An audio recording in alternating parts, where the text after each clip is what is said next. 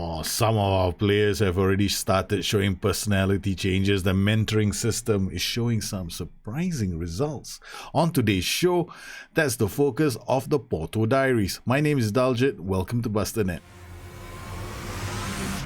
If you enjoyed the video, don't forget to like, subscribe, and hit the notification button to stay in touch for more videos like this. We've got plenty of shows on this channel. This happens to be a training and development story.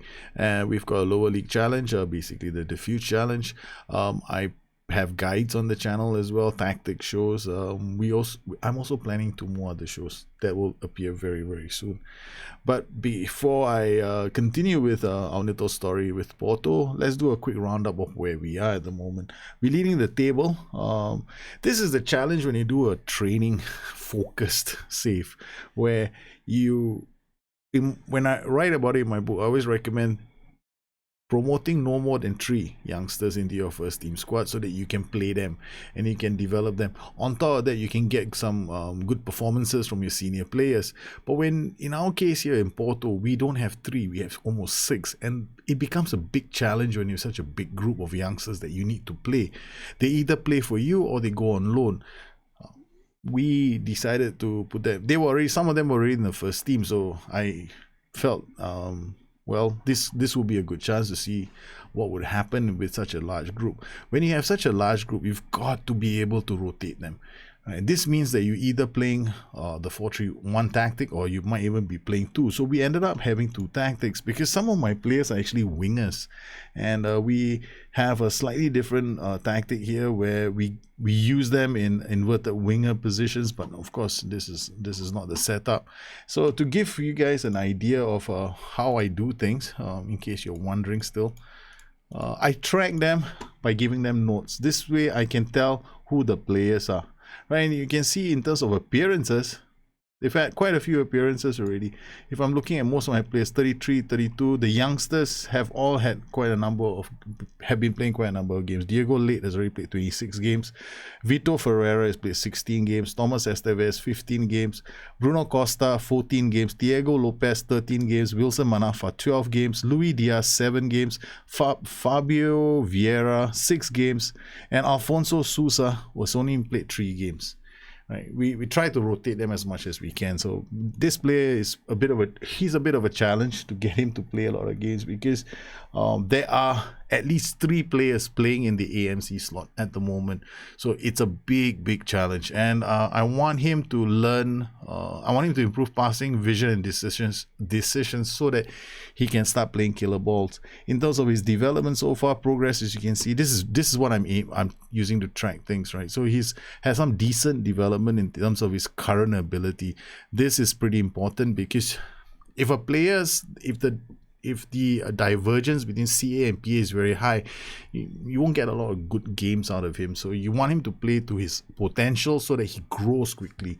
Players are not going to be happy with the high number of rotation, the amount of rotation you're doing. Look at this. Alex Telles is not happy. He's not happy with he's concerned with his playing time, because he thinks he's a superstar. And we've already had offers from quite a number of clubs for Alex Telles. He's wanted by Man City, he's wanted by Real Madrid, but he's easily our best fullback, and I have no plans on letting him go for cheap, right? So we slapped a pretty big asking price of 120 million, and this is sometimes interesting. 120 million, we still have interest from other clubs. So it suggests to me that we probably can get a decent offer for him. I mean, this player has scored 7 goals already out of 27 appearances. Now, before we get all excited by fullbacks getting into the opposition box, it bears saying that he has been playing quite well, but it's based on the fact that our friend Alex Telles also happens to be our penalty taker. So he scored 5 out of 5 penalties. So when I hear about players missing penalties, I have my own. I mean, I've got the worst player in my team is Abu Bakar, the striker. He scores 1 out of 5. You got to choose the right player to take penalties. Alex Telles' technique is 15. His penalty taking is also not bad at 16. So he's got all the right attributes of taking a penalty. His composure is good. His technique is good, and his penalty taking is good. So he converts in terms of the squad, we can see the training ratings aren't too bad. So the players who've got generally low training ratings are the ones that hardly ever get a chance to play. Suarez, he's probably pissed off at me because he's not a bad striker. He doesn't even get a chance to play. He comes in, I mean, when I play him, he gets a hat-trick. So he scored a hat-trick against Benfica of all teams, and this is not an easy team to beat, right? So he comes in, he's trying to force his way back into the first team, gets us a hat-trick. Yeah, scoring is not an issue as well for us. Yeah, a lot of things seem to be strange in my save because yeah, we're doing okay. It's like I have to apologize for doing well. I feel as if I need to do that, which is a bit strange because, okay, in FM 19, there was no penalty for playing gegenpressing, right? You can play high up the pitch, high defensive, like high press, high urgent. You can do everything high. Okay. In fact, I had a guide in FM 19 how to score goals when you couldn't score goals, and everything was press, destroy, throw everybody in attack because the AI just didn't know how to defend. Because the higher you go, the more it sits back. So this year, the higher you go, the more it looks at you and goes, yeah, you come. Boom, the ball goes over the top. Because in reality, if you look at how some teams have been scoring their goals, look at Liverpool. Teams press them. There's one long ball from the back. Man City, right, when they played against Manchester United. What did Manchester United do? Manchester United played with a split block and a low line of engagement. So they drew United. Yeah, they had the three boys in front. Or two of them pressing players, but the rest of the team was in a very defensive block. So they played a very compressed block. The moment City were drawn high up the pitch, and City doesn't change the way they play. Guardiola doesn't change the way he plays. He just keeps on doing the same shit every single game. So City are very predictable. They will always leave space down the flanks when they are looking for goals and when they go camping. Without fail, they'll do this all the time. And they took advantage of this. They played long direct balls, quick transitions, and this is what the AI is doing in FM20 as well. The AI is utilizing quick transitions on the break to hit you. And the thing is, the game already gives you so many clues that this is happening. You've got a widget in the game that now shows you the mentality. You've got a widget in the game that even tells you what duties are being deployed on the pitch. The information is there. The analyst is going to tell you something is about to happen. And so if you don't spot these kind of things, then you'll be punished. So we have done okay. However, in terms of our results, our fans aren't happy because of the heavy rotation that I'm doing. Match performances. we beat teams like 2-0, they're not happy. We beat teams 3-1, they're not happy. We drew this game. We played I think this is Benfica, right? We played them and drew 2-2 at home, and then we beat them 3-1 away to lift the Alliance Cup. We drew to Porto. I can't even pronounce the name of this club. 0-0. We can win 3-0 and the fans are not happy. They're pleased with the attacking football, but they want even more goals. They want like 4, 5, 6 goals. But when you're doing a training and when you're doing a development save, you've got 6 youngsters that you have to include in your main team squad. There's so much rotation going on. You don't get your best players to play every single game. So I actually keep my best players for the Champions League. Right, and in league matches, a lot of league matches I rotate heavily, so you could end up seeing as many as 6 of them playing in a game. So Bruno Costa especially, he's played quite a number of games. He's already played 14 games. His progress is he's okay. I mean, I'm not expecting a lot from him, right? He's improved somewhat. He's very close to fulfilling his potential. Then this player Romario Barrio has also he's a wonder kid. Now he's playing to his full potential, right? And this is where I expect him to start developing, start showing some growth. I mean, the attributes haven't started kicking in yet, as in the changes. Then we got Thomas Esteves, plays down the right. Fullbacks are very important, so I want his passing, his vision, and his decisions to go up because I want a playmaking fullback. So he's going to be learning killer balls and likes to switch ball to other flank. Guess what? I'm turning him into Trent Alexander-Arnold.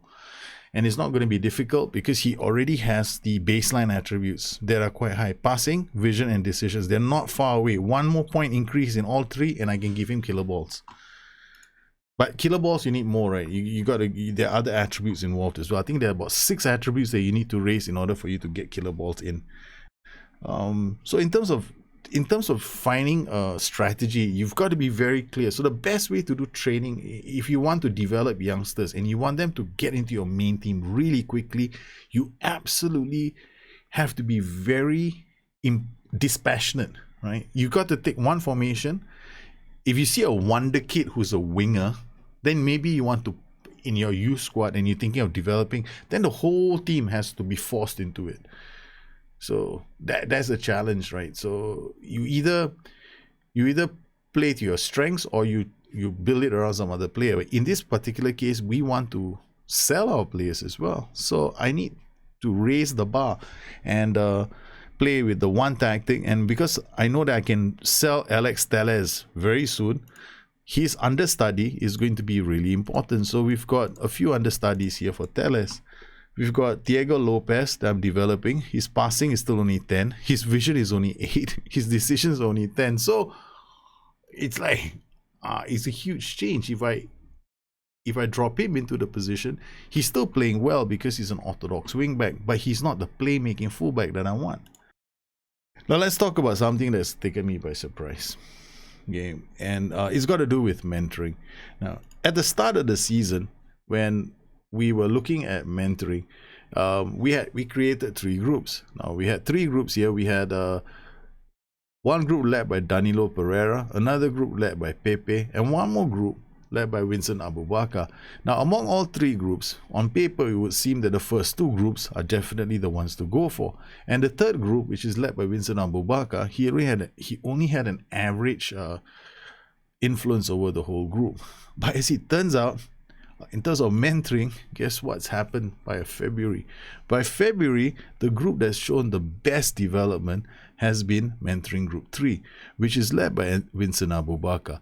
Two of the players have had a personality shift: Alfonso Sousa and Romario Barrio. Alfonso Sousa is the one that's only played 3 games, but he has been positively influenced by the mentoring group he's been in. Romario Barrio has emerged that his personality has gone to fairly professional, which is fantastic at the age of 20. And in mentoring group 1 and mentoring group 2, there hasn't been any change. Mentoring group 2 is actually quite interesting because what I have here is Augustin Marchesin, who's a goalkeeper. Now, this is a different setup, right?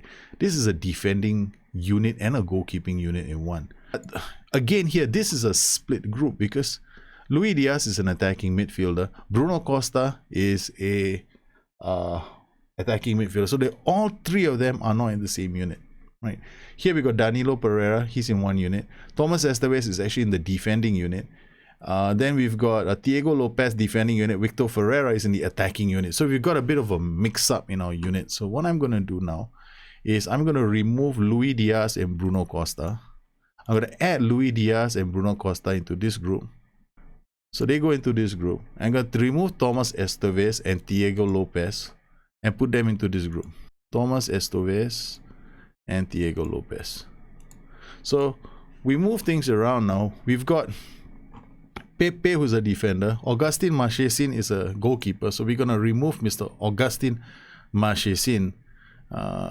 We got Wilson Manafa, and we don't plan, now that we know who's going to be staying and who's going to be going, we can actually look for our defenders. We got Diego Le, we got Chancel and Bemba. This guy is he's not too bad. We're actually going to put him in here, right? So we're going to add him here because there is a future for this player in the club. So we're going to remove him. And I'm going to add one more player, Diego Late. So we got 2 fairly professional players. We got fairly professional, we got a perfectionist, we got a resolute and a resolute. And we got fairly professional. And this is our golden boy, Thomas Esteves. So now what I've done is I've created a nice group with one unit, right? They're all defenders. They all play in the defending unit except for the goalkeeper who will remove. So we got an entire defending unit here. So as you can see, this attacking unit did really well. This unit, which was mixed up, and this unit that was mixed up didn't do so well. So what I've done is, it clearly shows that if you have players in the same unit, they will develop. They have a personality shift. So we had a personality shift here. We didn't get a personality shift in the two mixed groups. So what I've done is I've changed the groups around, and so we are going to be paying attention to Mr. Bruno Costa. Hopefully he becomes at least resolute.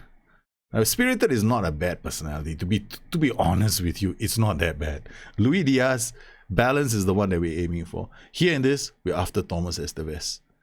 Thomas Esteves, you gotta become at least, look at this, professional, become resolute.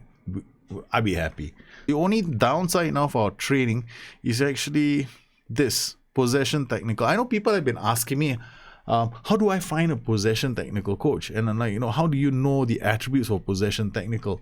So it's if you go to edit coach assignments and you come to this area here, you mouse over this will tell you the attributes that possession tactical and possession technical work on, right? It works on anticipation, decisions, vision, and teamwork, right? Remember what we want to try and improve in our fullbacks? We want vision and decision and passing to go up, right? So we got these three attributes. So for these three attributes, I need the best coaches.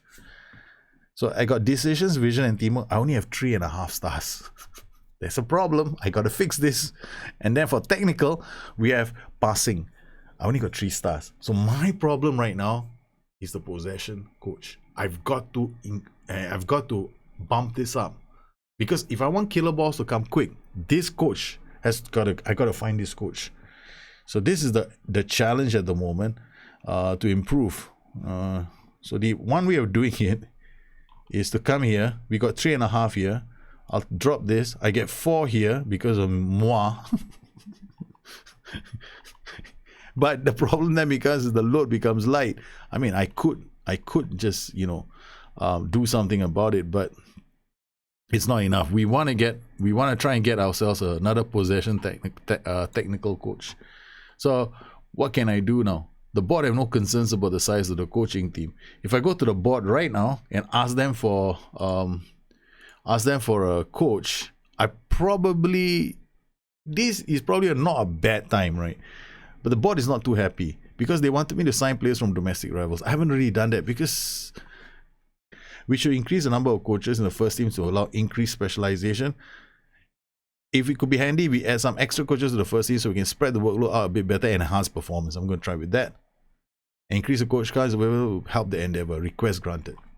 Voila, we got it. So that's the best way to get it done. So our coaches have, our number of coaches has been improved. So training, if I go to my staff now, coaches, you can see I've got 2 more coaches, which gives me a chance to devote both of them to possession tactical and possession technical.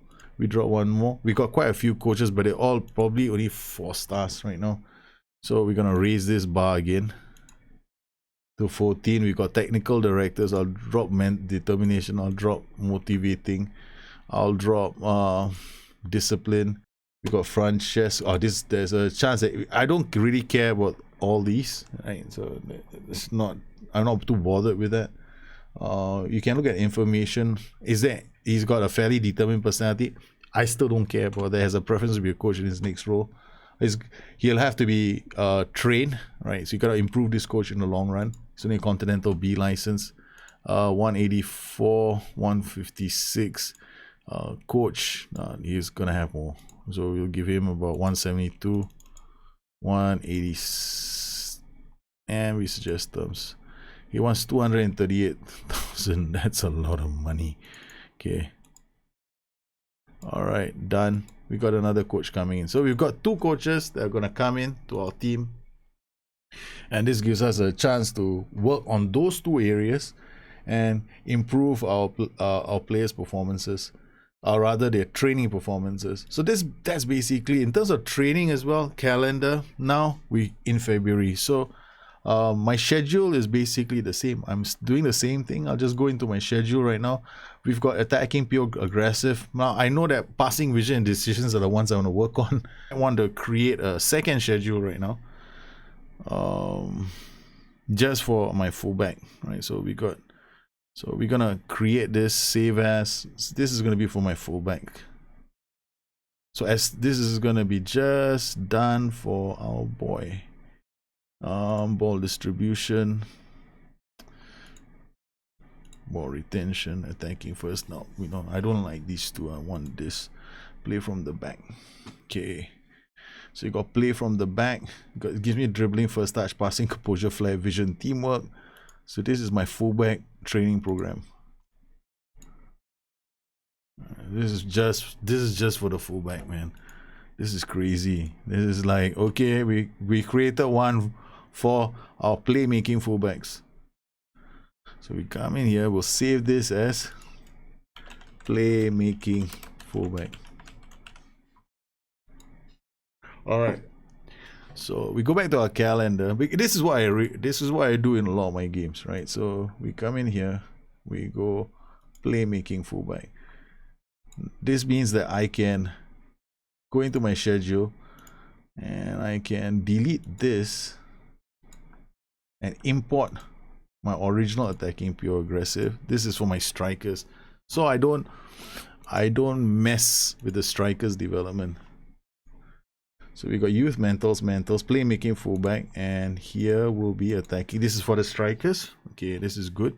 I can now concentrate this entire week for strikers.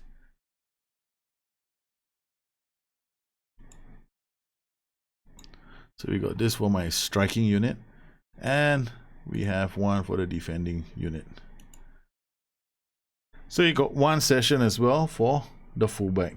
So what we'll do is, since I really want this fullback to, I really want my fullbacks to develop quickly.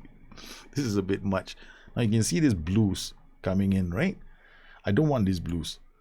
So I rather have attacking, overlap, attacking, play from the back, attacking, overlap, attacking, play from the back. So it's also lighter, but it focuses on my fullbacks and my defenders. So this is going to be dribbling, first touch, passing, composure, flair, vision. So you can see this entire week, this is just going to be for my fullback. So Estevez is getting a lot of love from his manager. His manager has gone, come here, boy. This is for you. This is especially for you. Especially for you. So I can't help myself. So I love doing this in the game, right? I love creating tactical programs or training programs specifically for one player. So this is like specifically for the playmaking fullback. But this has to be going on for a while, because I need a few months so that I can see some definite changes to the development of the fullback. So this is the end of the season. Okay, so attacking pure aggressive. So now we know moving forward what we want to do. Then this will apply for the following season as well. So Estevez is going to be developed into a superstar. Will it work? That's the important question. There's a fun thing about training and development. You can do so much with it because it's such an organic module in the game. You can have a lot of fun, but only if you're willing to try something different out. I hope you enjoyed this edition of the Porto Diaries. If you have any questions, please look me up on Twitter at Bustthenet or addicted2fm.com, my website. Once again, I want to thank all my patrons for the continued support of this channel and make this kind of shows possible for the rest of the community. You guys take care. Have a good one. I'll see you again soon. Bye-bye.